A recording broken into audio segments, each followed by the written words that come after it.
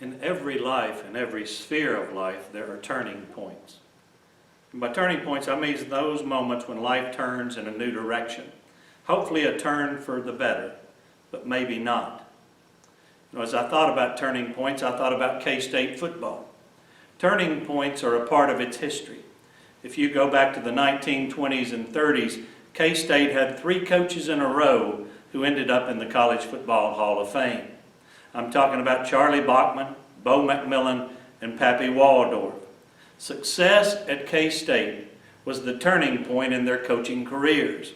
Hiring Bill Snyder in 1989 was another turning point, and I think hiring Chris Kleiman to follow Bill Snyder was another. In my opinion, last year's win over Oklahoma in Manhattan will prove to be another turning point. October 26th, Travis Stoneberg got married that afternoon.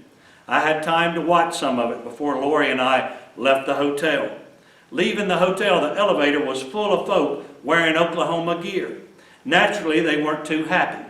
Honestly, I had mixed feelings because I'm a big fan of Oklahoma's head coach, Lincoln Riley.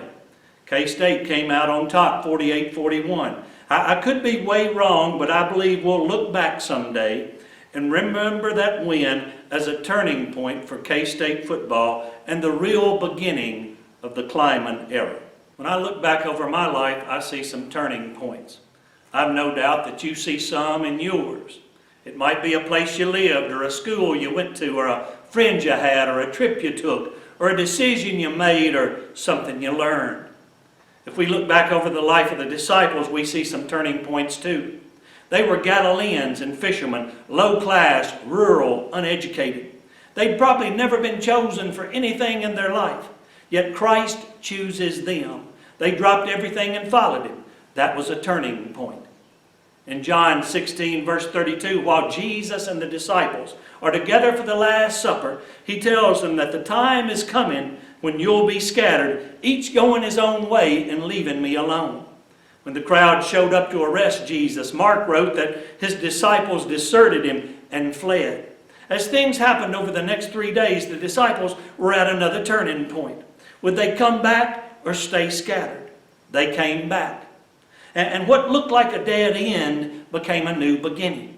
For others of us, the turning points turn out differently. They're more about what could have been rather than a dream come true. In no sphere of life does that happen as often as it does in the spiritual lives of people. Easter Sunday is a potential turning point for a lot of people. They act on what they know. They're stirred up. They come to church on Easter Sunday and promise to themselves to change someday. But Sunday ends up being no day, and change never happens. And what could have been a turning point ends up being just another missed opportunity. That might have been you once or someone you know. The question I'm concerned with is, how does that happen so consistently? There's a good example of how it happens in Acts chapter 24. Felix was governor of Judea based in Caesarea. Paul was a prisoner there. He was brought before Felix. Felix heard the arguments of the Jews against Paul and Paul's defense of himself. Things take a strange turn in verse 22. There we find out that Felix is no stranger to the good news of Jesus Christ. A few days later, he calls Paul back. Felix and his wife listened to Paul as he told them about faith in Jesus Christ. He talked to them about getting right and living right and staying right with God. Scriptures say that Felix was afraid or frightened or alarmed or terrified. Where I'm from, we'd say he was stirred up by what he was hearing. In other words, Paul was hitting too close to home. Felix told him, go away for now. When it's more convenient, I'll call for you again. There's no record of them talking about faith in Christ after that. There was never a more convenient time. So a potential turning point ends up being a missed opportunity. Lots of people are like Felix. They're stirred up and they know why they're stirred up, but knew nothing about it. That includes people like me and you that are following Christ. Christians don't get a pass. A Christian might be getting lots right, but not everything. There's always some old that needs to come off. They know it, they see it, they feel it.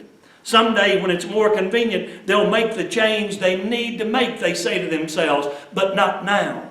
And someday ends up being no day and change never happens. Why did Felix let a turning point slip by? Ignorance was no excuse. He knew something about faith, and Felix knew something about sin.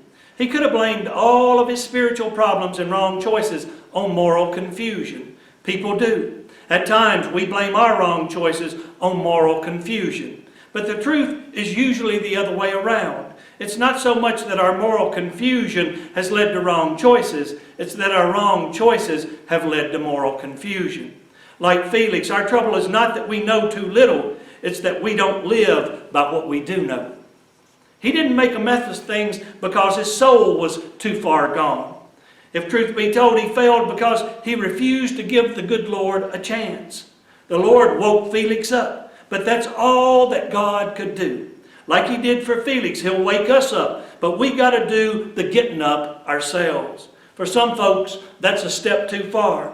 Like Felix, they're stirred up, but just can't manage to get up and follow up, so they end up falling short.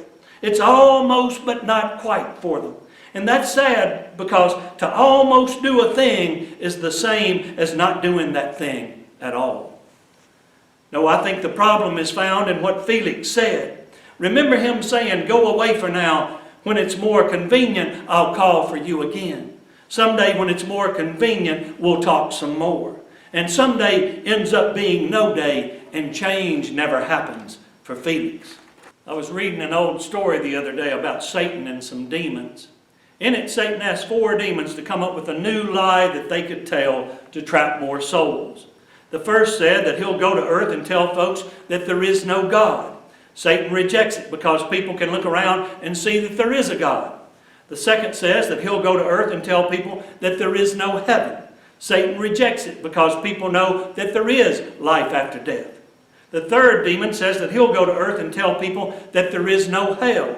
Satan rejects it because conscience tells people that their sins will be judged. Quietly, the fourth little demon says that he thinks he's found a solution to the problem. He says, "I'll go to earth and tell people that there is no hurry." That was Felix's problem. It might be ours. We say, "Lord, there's no hurry right now. Someday when it's more convenient, we'll talk some more." Sadly, we usually never do. Instead, we procrastinate. You know, I know something about procrastination. Just ask my wife, Lori. For years, I procrastinated. But I got so good at it that I finally decided to go pro. So thinking we've got all the time in the world, we procrastinate. And for us, like it was for Felix, someday ends up being no day, and change never happens. And a turning point that we can't afford to miss ends up being a missed opportunity, because someday ends up being no day, and change never happens. Don't let that be you. Amen.